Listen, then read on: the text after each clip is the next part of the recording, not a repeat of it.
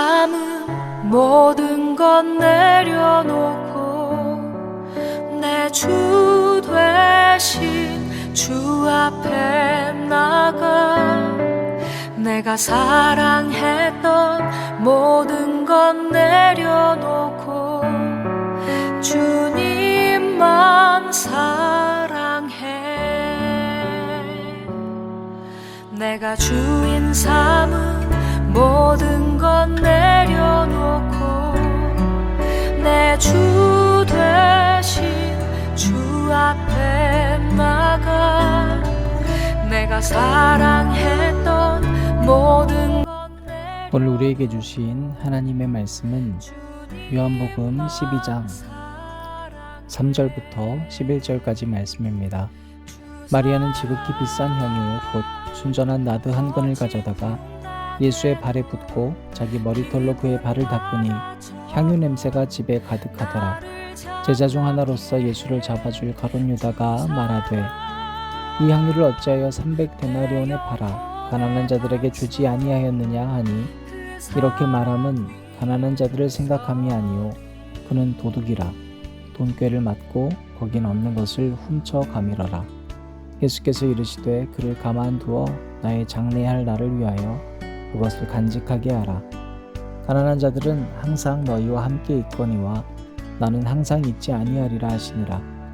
유대인의 큰 무리가 예수께서 여기 계신 줄을 알고 오니 이는 예수만 보기 위함이 아니요 죽은 자 가운데서 살리신 나사로도 보려 함이라라.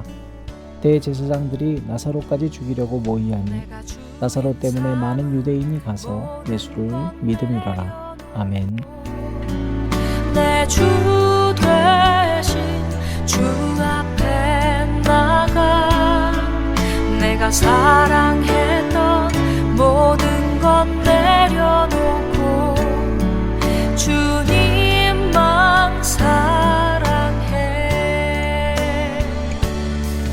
내가 주인 삼은 모든 건 내려놓고 내 주 되신 주 앞에 나가 내가 사랑했던 모든 건 내려놓고 주님만 사랑해.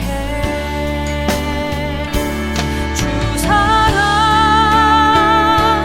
거친 풍랑에도 깊은 바다처럼 나를 잠잠케 해. 주 사랑 내 영혼의 반석 그 사랑 위에 서리. 주 사랑 거친 풍랑에도 깊은 바다처럼 나를 잠잠케 해. 주 사랑 내 영혼의 반석 그 사랑 위에 서리. 그 사랑 위에 서리. 그 사랑 위에 서리.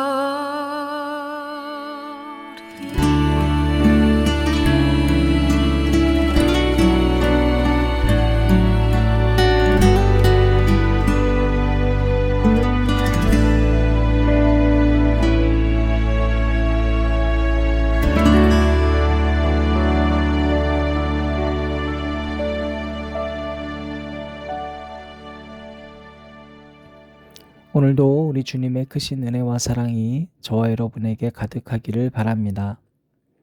먼저 양해의 말씀을 구합니다. 어제 우리 새벽기도 말씀에서 마지막 마무리할 때 우리 엔딩 찬양 대신에 설교가 다시 반복 재생되었습니다.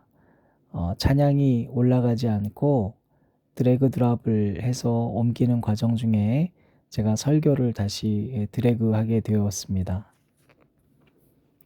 설교를 들으시고 마지막 찬양을 기다리시는 분들도 많이 계시는데 그분들에게 다시 한번 양해의 말씀을 드립니다. 오늘 본문 말씀에서 우리는 어제에 이어서 계속 나사로와 또 그 가정의 이야기가 나오고 있음을 발견합니다. 예수님께서 나사로를 살리신 것은 목적이 있어서일까요? 여러분, 물론 당연히 목적이 있으시겠지만 본질적으로 여러분, 예수님께서는 사랑하셨기 때문입니다. 정말 사랑했기 때문에 살릴 수밖에 없었습니다. 사랑은 그래서 목적이 있어서 하는 것이 아닙니다. 왜냐하면 사랑은 계산이 아니니까요. 마르다는 먼저 지식으로 다가갔다고 했습니다. 믿음의 관계를 깨달았을 때는 좀 괜찮아졌다가 다시 또 본인의 취약한 상황이 반복되니까 내가 이것 좀 알고 있는데 라고 예전 모습이 또 반복됐었습니다. 이번 주 내내 우리가 보고 있는 한 가지 키워드가 있다면 뭡니까? 여러분, 진실성이라고 했습니다. 우리는 잘 변합니다.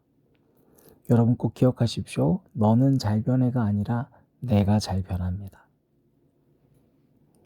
오늘 말씀인데요. 여러분, 우리가 이번 주 내내 혹시 나는 마르다가 아닌데 왜 자꾸 내가 마르다인 것처럼 느껴져서 불편하지? 라는 마음이 있다면 우리가 꼭 기억했으면 좋겠습니다. 왜냐하면 오늘은 유다가 나오거든요. 여러분, 안타깝게도 성경은 위인전이 아닙니다. 그런데 우리가 어린 시절부터 경험했던 성경의 인물들이 마치 위인처럼 그려져 있습니다. 여러분, 그게 아닙니다. 하나님이 이스라엘 선택한 것도 이스라엘이 잘나고 뛰어난서가 아니었던 것처럼 가장 약한 족속이었던 것처럼, 그래서 하나님의 능력을 만방에 떨쳐서 그 만인들을 구원하기 위한 통로였던 것처럼 여러분, 성경의 모든 인물들도 다 약점이 있었음을, 그들이 죄인이었음을, 그들이 실족함을, 그들이 넘어짐을 늘 보여주고 있습니다. 그래서 우리들도 그걸 보라고 그 얘기를 하고 있는 거거든요. 그러므로 여러분, 우리가 이 마르다를 보면서 불편했다면 오늘 유다를 보면서도 불편해질 겁니다. 여러분, 오늘 본문에서 나사로를 살리신 예수님께서 그 집에 들어갔을 때 마리아가 순전한 나드 한 근을 다 퍼부었습니다. 그런데 그때 가룟 유다가 말합니다. 5절입니다. 이 향유를 어찌하여 300데나리온에 팔아 가난한 자들에게 주지 아니하였느냐 하니. 여러분, 이 사실, 즉 이것을 두 눈으로 목도한 사람들이 보기에는 가룟 유다의 말이 타당성이 있지 않습니까? 300데나리온이면 여러분, 가난한 사람들을 굉장히 많은 부분에서 도와줄 수 있습니다. 사회적으로도요. 의식주 부분에 있어서도요. 그들을 자립하게까지도 도와줄 수 있습니다. 그런데 왜 예수님한테 이걸 다 쏟아붓냐고요? 그렇잖아요, 여러분. 얼마나 많은 생명 살리겠어요. 여러분, 우리가 만약에 지난주 총회했는데요. 총회했던 돈 1억 1천만 원 정도를 한 생명한테 다 쏟아붓는다. 여러분, 동의하실 수 있습니까? 어려운 일이에요. 할 수 있는 일이 얼마나 많은데요. 여러분, 우리가 만약에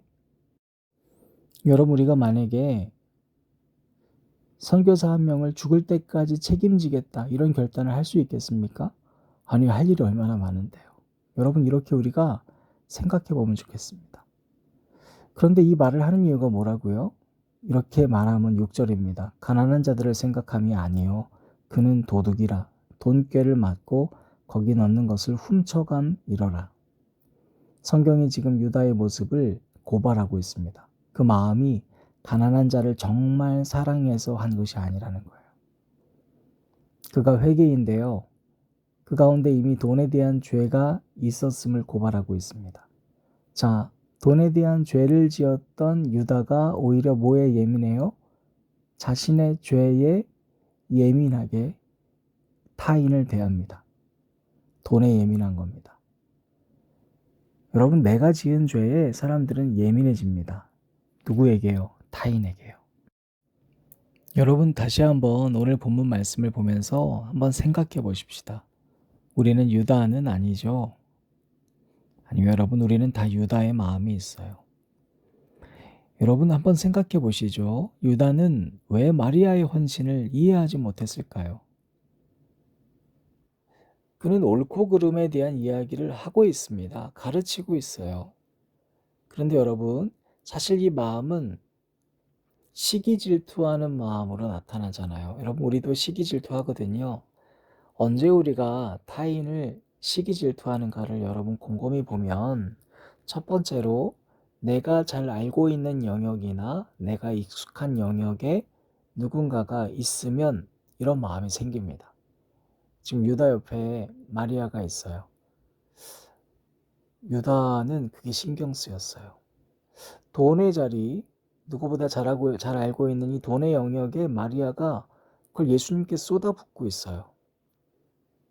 시기는 여러분 이럴 때 생기는 거예요. 내가 그 예수님에게 최선을 다했는데 그 누군가가 나보다 더한 것을 할 때 시기하는 마음이 생겨요. 내가 어떤 좋아하는 사람한테 최선을 다했는데 누군가가 와서 그 자리를 대체할 때 우리에게 이런 마음이 생기는 거예요. 그 유다의 마음이에요. 두 번째로 여러분, 우리는 어떨 때 유다의 마음이 생기냐면요. 나보다 잘하는 사람은 깎아내리고 나보다 못하는 사람은 가르치려 할 때 우리는 유다의 마음이 생겨요. 내가 하는 헌신의 영역에서 나보다 더한다. 그럼 여러분, 우리가 그를 축복해주고 대단하게 여길 것 같죠? 그런데 그게 어려워요. 뭔가 합리적인 이유를 도출해내요. 내가 그렇게 하지 못하는 이유에 대해서 뿐만 아니라 그 사람이 나보다 더 잘하는 이유에 대해서 여러 가지 내가 알지 못하는 상황 변수들을 만들어냅니다. 뿐만 아니라 나보다도 못하는 사람은 이해해 주는 게 아니라 너는 이렇게 이 정도까지는 해야 한다고 다그치기도 합니다. 무슨 심리일까요? 결국 내가 주인 되고 싶은 마음인 거예요. 여러분, 우리가 누군가가 선교를 갈 때 그 사람을 진심으로 축복하기보다는 우리 마음에 이런 마음이 있어요. 왜 이런 낭비를? 왜 굳이 저기까지 가? 여러분, 이런 마음이 우리에게 있을 수 있다는 거예요. 세 번째로, 내가 경험하지 않은 삶의 영역조차 내 기준대로 판단할 때 우리는 이런 유다의 마음, 이런 오류가 생길 수 있습니다. 이게 얼마나 많아요. 여러분, 이거 우리가 참 많이 하거든요. 우리는 그 어떤 타인과도 같은 삶을 살 수가 없어요. 그러니까 쉽게 그 사람에 대해서 판단하거나 그 사람의 감정과 행동에 대해서 옳고 그름을 얘기할 수 있는 위치에 있을 수가 없어요. 여러분, 그리고 마지막으로 제일 처음에도 얘기했지만 내 안에 죄책감이 가득하면 남을 더 날카롭게 비판하게 돼요. 왜냐하면 내가 걸리는 게 있거든요. 근데 이 내가 걸리는 문제를 차마 나를 꾸짖고 싶지만 나를 꾸짖을 수 없어요. 자기를 그렇게 날석에 바라볼 수가 없거든요. 그래서 우리는 자기를 향한 날선 비판을 해소하기 위해서 타인을 활용해요. 여러분, 누군가를 비판하는 날이 날카로워졌다면 여러분 자신을 아껴주세요. 긍휼히 여겨주세요. 죄책감 가득한 눈, 상처가 가득한 눈으로 타인을 바라보고 비판하는 우리 스가랴의 말씀처럼요. 내 두 팔 안에 가지고 있는 상처를 가지고 나를 불쌍히 여기는 게 아니라 타인을 향해서 쟤 때문이라고 얘기하는 게 우리 모습이에요. 그래서 여러분, 우리에겐 다 유다의 모습이 있어요. 여러분, 이걸 우리가 오늘 인정하고 출발하면 좋겠습니다. 자, 그리고 다시 말씀으로 돌아가 볼게요. 나사로를 볼까요? 예수님은 나사로를 왜 살리셨을까요? 사랑했기 때문이라 그랬어요. 그런데 여러분, 나사로는 어떤 삶을 살았을까? 오늘 본문 11절 보니까요. 나사로 때문에 많은 유대인이 가서 예수를 믿음이러라. 이렇게 기록하고 있습니다. 여러분, 나사로가 예수님을 믿게 하려고 막 다니면서 자기를 홍보하고 다녔을까요?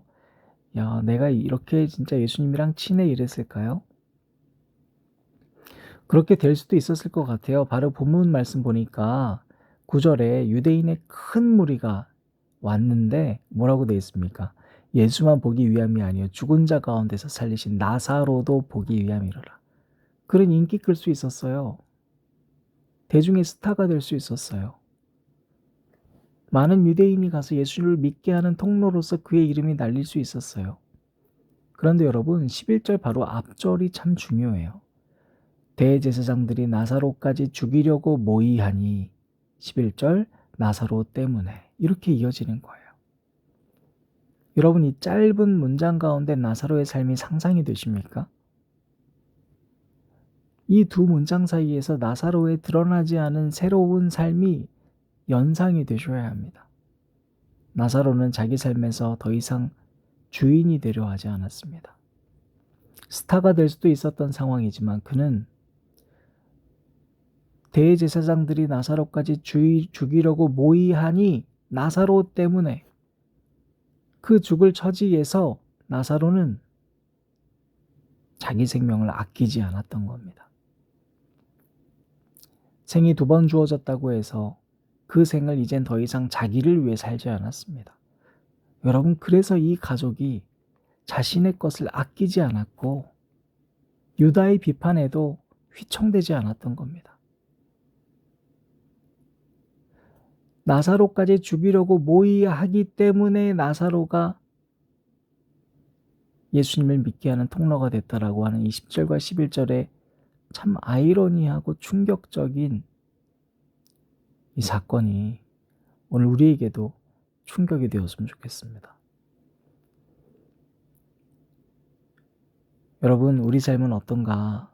우리 앉은 자리 새벽 기도회를 이번 주 드리면서 곰곰이 하나님께서 돌아보게 하신 것 감사합니다. 남을 향해서는 시기하고 질투하고 계산했었던 유다의 모습이 있음을 인정한다면 이제 우리에게 주어진 2번째 삶을 이제는 아낌없이 그 누구의 눈치도 보지 않고 그 누군가가 우리를 핍박하고 조롱하고 시기하고 멸시한다 할지라도 그래서 주님을 더 증거할 수 있는, 그래서 나사로 때문에 많은 유대인이 가서 예수를 믿었던 이 사건이 오늘 우리의 삶이 되기를 간절히 바랍니다. 기도하시겠습니다. 하나님, 나사로는 새로운 삶을 얻었습니다. 그는 인기를 끌 수 있었습니다. 예수를 이용해서 내가 친하다고 자랑하고 다닐 수도 있었습니다.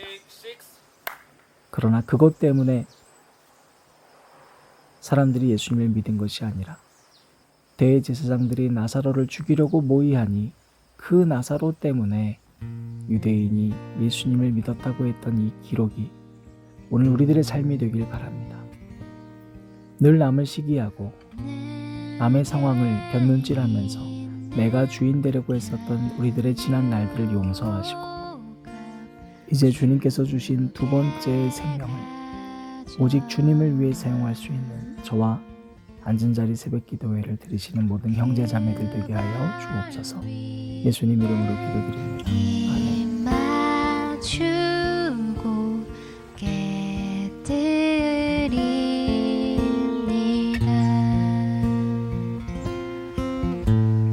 나를 위해 험한 산길 오르신 그발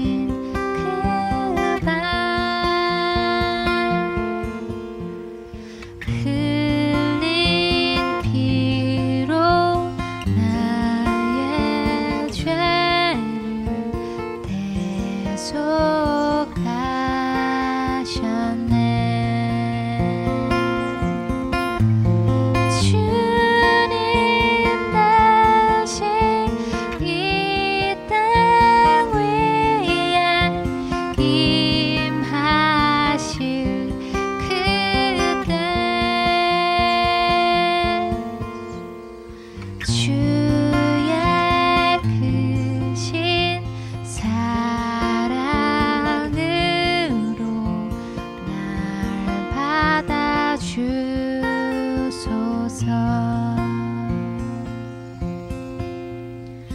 주